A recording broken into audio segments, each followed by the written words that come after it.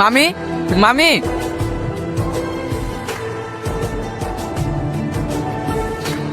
রোহন, ভালো আছো মধু?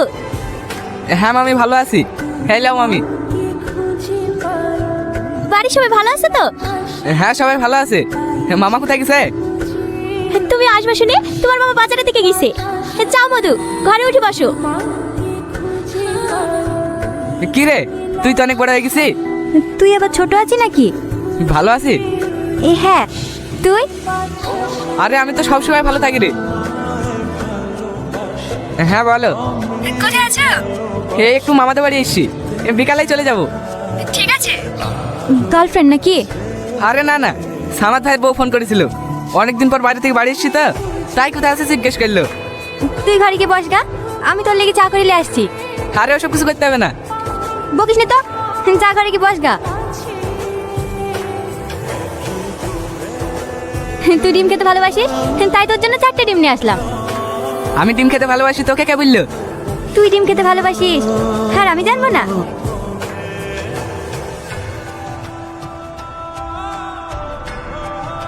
তোদের গ্রামটা আগের থেকে অনেক চেঞ্জ হয়ে গেছে। তোদের বাড়িতে বেড়াতে এসে যে মাঠে ফুটবল খেলতে যেতাম না, সেখানে দেখলাম অনেক বাড়ি ঘর হয়ে গেছে। সব কিছু চেঞ্জ হয়নি, কিছু কিছু জিনিস আগের মতোই আছে। মানে? ও কিছু না।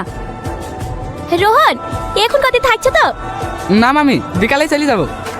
না না, তোমার এখন যাওয়া হবে না, কালকে সাথীকে দেখতে আসবে। আমাকে দেখতে আসবে? হ্যাঁ। দেখিছো, বীর কথা শুনে মনে হয় লজ্জা পেয়েছে। তোমার মাকে ফোন করে বলে দাও কালকে যেন সকাল সকাল চলে আসে।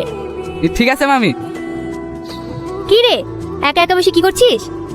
কি রে সাথী, কাঁদছি কেনে?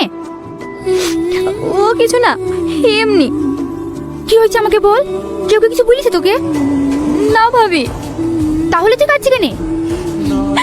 আমি এমনি করবো না ভাবি, আমি একজনকে ভালোবাসি। কাকে? রোহনকে। রোহনকে? ও জানে না। কবে থেকে ভালোবাসিস? ছোটবেলা থেকে। ওকে বলবো বলবো করে আমি ভয় বলতে পারিনি। ভাবি, তুমি একটু আব্বাকে বলো না, আমি বিয়ে করবো না।